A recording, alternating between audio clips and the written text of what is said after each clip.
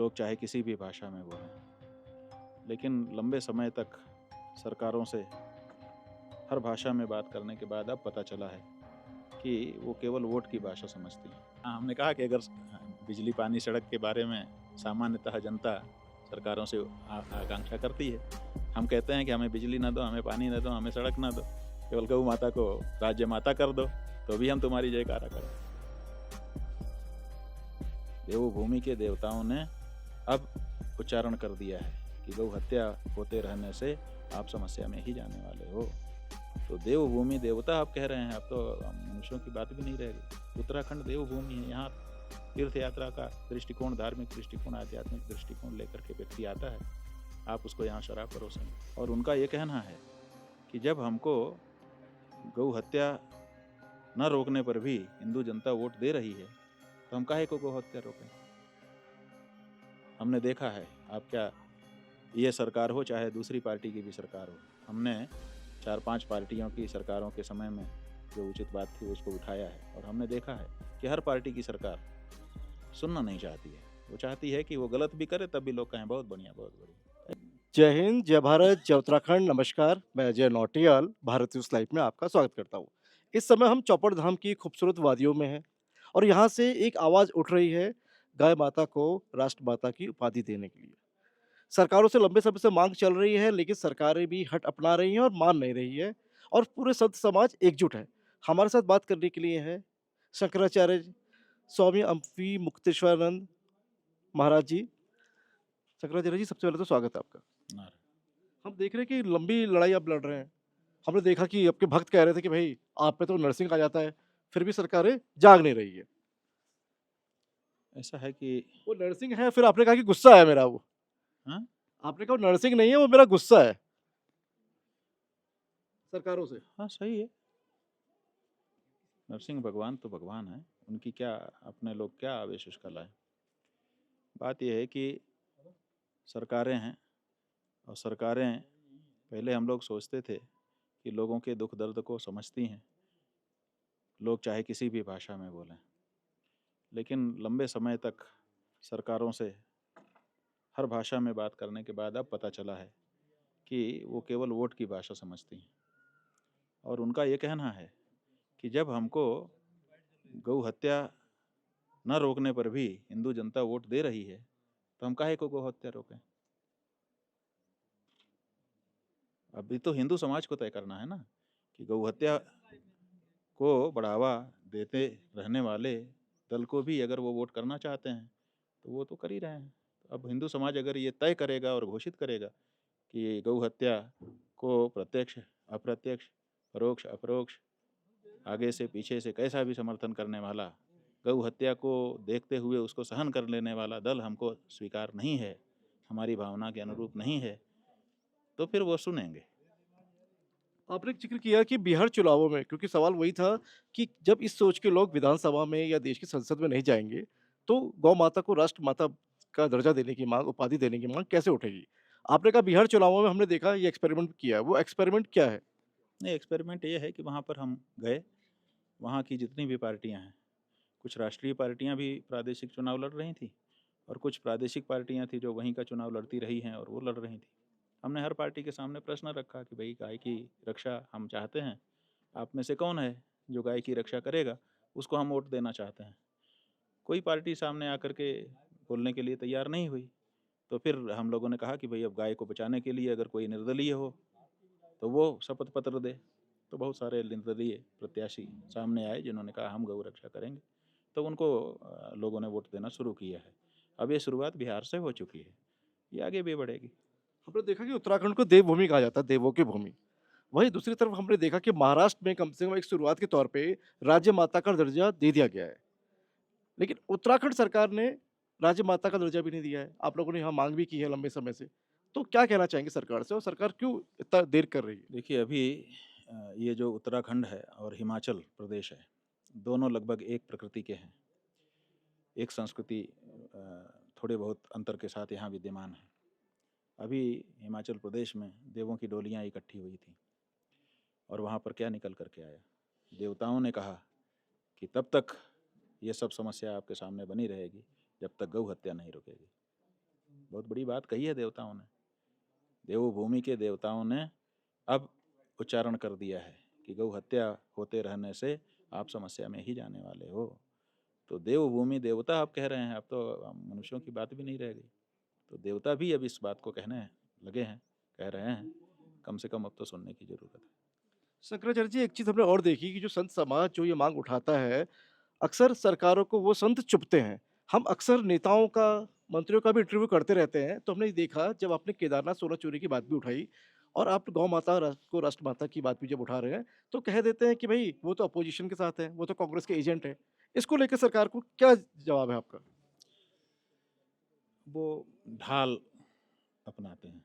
चुभते हैं? नहीं चुभते नहीं, वो नहीं, आप चुभते ऐसा हैं सर, कह मुझे लगता करके। है कि सरकार को शायद शंकराचार्य चुभते हैं, वो चुभते क्यों हैं? अब तो जो सरकार रहेगी, अगर उससे कोई सवाल पूछेगा तो उसको चुभेगा ही, क्योंकि सरकारें इस स्वभाव की होती हैं कि कोई उनके ऊपर उंगली ना उठाए, गलती भी करें तब भी ना उठाए। इस हद तक उनके मन में एक भावना भर जाती है। हमने देखा है, आप क्या, ये सरकार हो चाहे दूसरी पार्टी की भी सरकार हो, हमने 4-5 पार्टियों की सरकारों के समय में जो उचित बात थी उसको उठाया है, और हमने देखा है कि हर पार्टी की सरकार सुनना नहीं चाहती है। वो चाहती है कि वो गलत भी करे तब भी लोग कहें बहुत बढ़िया बहुत बढ़िया। ये हो रहा है। ऐसा कैसे हो सकता है? जो उचित है उसी को नहीं, आप उचित बड़ा कहा जाए। मुखर रहे, आप केदारनाथ में आप खुलकर बोले, सोना चोरी को लेकर। लेकिन ये कहा गया नहीं भई शंकराचार्य तो भई असली और नकली का खेल, क्योंकि हम ये देखते हैं स धर्म की बातें नहीं करते हैं, हम मीडिया जगत की बातें करें, कहीं भी असली और नकली फर्जी घोषित करने की कोशिश होती है। हमने देखा कि नए-नए बाबा और नए-नए संत खड़े कर दिए जाते हैं लड़ाने के लिए आपस में। नहीं नहीं, हम ये कह रहे हैं कि असली नकली का तो मामला एक अलग है। कौन असली का है कौन नकली है, कैसे निर्णय होगा, वो निर्णायक करता है। कहना तो किसी के लिए भी कोई भी कह सकता है। सवाल ये है कि जो व्यक्ति बात उठा रहा है वो बात असली है कि नकली है। वो व्यक्ति असली है कि नकली है वो छोड़ो, हो सकता है नकली हो। मान लो हम ही नकली हैं, मान लिया, तो इससे क्या हो जाएगा? सवाल ये है कि हम जो बात कह रहे हैं वो बात असली है कि नकली है, उसको तो तय करो। सरकारें मानती तो नहीं हैं। कहाँ देखिए ना, केदारनाथ जी में हुआ क्या, निकल के आया? अभी तक तो स्पष्टता नहीं हो पाई। एक रिपोर्ट निकल करके आई है जिसका कोई माहात्म्य नहीं है। मातहत कोई भी एक व्यक्ति कुछ भी लिख करके दे दे रहा है, और उसमें भी सारे तथ्य संकलित नहीं किए गए हैं। बद्रीनाथ केदारनाथ मंदिर समिति ने जो प्रश्न उठाए थे लिखित और मौखिक रूप से, उसका जिक्र रिपोर्ट में कहाँ है? और जब समिति की ही सदस्यों की बात आप ऑन रिकॉर्ड नहीं ले रहे हो, फिर आपकी रिपोर्ट का क्या तात्पर्य है? तो बात तो हमारी जहाँ की तहाँ है। तो आप हम नकली हैं कि असली हैं इसमें मत पड़िए, हमारी बात असली है कि नकली है इसमें पड़िए। हमारी बात को नकली घोषित करिए, वो नहीं कर पा रहे हैं आप। ऋषिकेश में आपको शायद पता होगा कि खारा स्रोत शराब का जो ठेका है उसको लेकर लोग बड़े एकजुट हैं। कहा जाता है कि भैया ऋषिकेश जो है देवों की नगरी है, योग नगरी है, वहाँ पे शराब की दुकानें नहीं होनी चाहिए। तो हमने देखा मुनि की रेती में के पास खारा स्रोत में एक शराब का ठेका, वहाँ एक नवयुवक की हत्या हो जाती है। उसके तमाम लोग एकजुट हैं वहाँ पर। लेकिन हमने देखा ऐसे मुद्दों पर संत समाज भी एकजुट दिखाई नहीं देता। संत समाज भी बँटा-बँटा दिखाई देता है। ऐसा क्यों है? बात यह है कि अभी हम ऋषिकेश से ही आ रहे हैं, और हमको बड़ा दुख हुआ इस बात को जान करके कि इतनी अच्छी बात उठाने वाले लोग जाने कितने दिन से धरने पे बैठे हुए हैं, उनकी बात ही नहीं सुनी जा रही है। ऋषिकेश जैसे शहर में शराब की दुकान का होना कलंक ही तो है। ऐसे कलंक आखिर किस हेतु से उत्तराखंड की सरकार सह रही है? नहीं सहना चाहिए, आलोचना होती है। और उत्तराखंड की प्रकृति भी बदल रही है। हमने ये कहा था कि देखिए, अगर आपके प्रदेश में कुछ लोग ऐसे हैं जो शराब पीना चाहते हैं, आप उनके लिए एक अलग जगह बना दीजिए। जो हमारे धर्म स्थान हैं कम से कम उनमें ये मत करिए। उतना भी नहीं सुन रहे हैं। तो इसका मतलब क्या है? इसका मतलब है कि धर्म स्थानों की प्रकृति को बदलने का कोई षड्यंत्र चल रहा है कि धर्म स्थान को धर्म स्थान मत रहने दो। अगर धर्म स्थान नहीं रहेगा तो फिर उत्तराखंड का तो आधा तो राजस्व ही समाप्त हो जाएगा आगे चल के। लोग यहाँ पर धार्मिक भावना से आते हैं, गोवा जाते हैं पर्यटन के लिए, और दूसरे दूसरे स्थान हैं उसके लिए।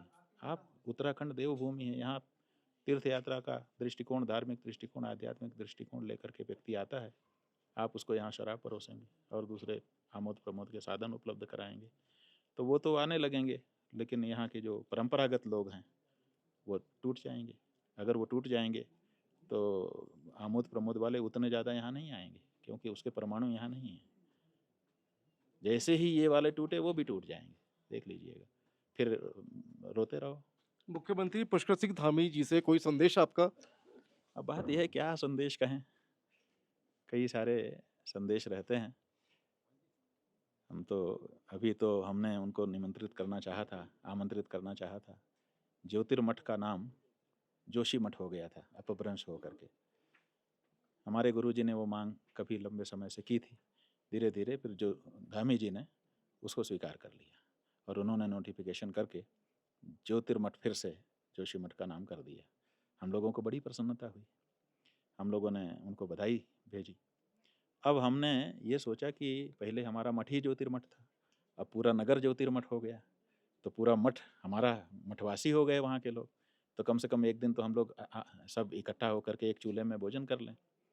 लेकिन व्यवहारिक दिक्कतों के कारण फिर ये तय किया गया कि प्रसाद बनाया जाए पक्का और सबके घर में जितने लोग हों उतने पैकेट दे दिए जाएं। तो 35,000 पैकेट बनाए जा रहे हैं, हर घर में जितने सदस्य हैं उतने पैकेट उनके घर में प्रसाद पहुंचाया जाएगा, ताकि सब लोग एक दिन एक जगह पर बना हुआ वो प्रसाद पा सकें। अब हमने कहा कि धामी जी ऐसे समय में आ जाइए, ज्योतिर्मठ को आपने ज्योतिर्मठ बनाया है, आकर के खड़े होइए, सबको प्रसाद बांट दीजिए 5 मिनट। लेकिन उसके लिए भी नहीं आना चाहते हैं, पता नहीं क्या बात है। वो कह रहे हिंदुत्व की सरकार है। माने इसमें हम क्या वो कह रहे हिंदुत्व की सरकार है। हाँ, तो ठीक है, हिंदुत्व की सरकार है तो ऐसे कार्यों में उन्होंने स्वयं किया है ज्योतिर्मठ, कितना अच्छा काम किया है, लेकिन जब उसका उत्सव हम मना रहे हैं तो उसमें वो सम्मिलित नहीं हो रहा है। लेकिन मैंने एक चीज़ देखा है, आखिरी सवाल मैं आपसे ले लेता हूँ। हम कहा जाता है कि गाँवों तक विकास पहुँच रहा है सरकार में, लेकिन हम इसी रास्ते जब आए हैं, ये रास्ता मैं कहूँगा कैमरा सभी को दिखा दे उधर की तरफ, ये सड़क आप जहाँ आपका ये जो यात्रा जहाँ चल रहा था, आपकी गाड़ियाँ चल रही थी, हमारी गाड़ी भी पीछे थी, हम भी फ़ॉलो कर रहे थे आपको। हमने देखा 2-4 जगह आपकी गाड़ी रुक गई और बड़े हिचकोले खाते हुए गाड़ी जा रही थी। तो कहा गया, हमें बताया गया कि इस सड़क को बनाने के लिए उत्तराखंड के मुख्यमंत्री खुद वादा करके गए थे कि ये चौपड़ धाम तक की जो सड़क है चिरैली छोड़ से, वो बन जाएगी, लेकिन आज तक नहीं बनी है। नहीं बन गई, आपने कहा ना कि गाँव तक सड़क जाएगी, तो ये जो गाँव है ना, इससे 1-1.5 किलोमीटर की दूरी से शुरू होकर के गाँव तक पहुँच चुकी है, उसके पहले नहीं है। तो गाँव तक अगर कोई मतलब 3-4 जगह आपकी गाड़ी रुकी है। अगर कोई हेलीकॉप्टर से आए यहाँ हाँ, गाँव में, हाँ। तो उसको यहाँ तक थोड़ी दूर अगर जाए तो सड़क दिखेगी। पीडब्ल्यूडी अधिकारियों से भी कुछ शिकायत थी आपकी?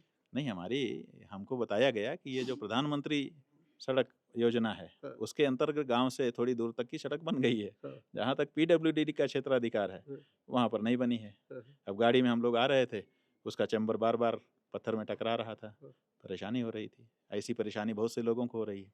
हमने ये अनुभव किया कि हो सकता है कि अधिकारियों के या मंत्री जी के मस्तिष्क में ये बात हो कि ये इंटीरियर गाँव है, यहाँ कहाँ ज़्यादा लोग जाते होंगे, इसको बाद में कर लेंगे।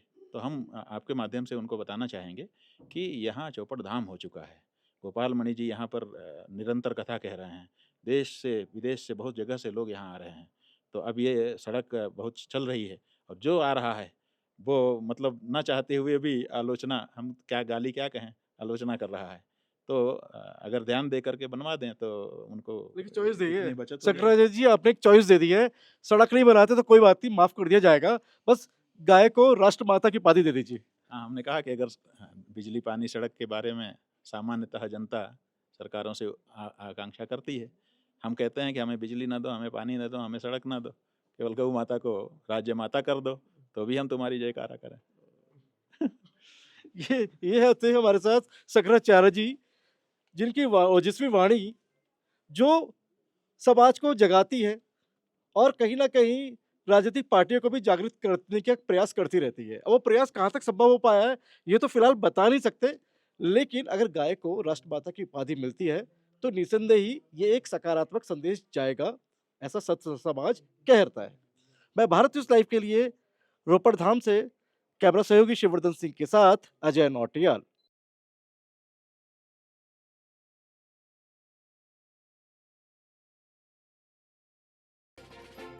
भारत न्यूज़ लाइव से जुड़ने के लिए इसे लाइक, सब्सक्राइब और बेल आइकन दबाएं।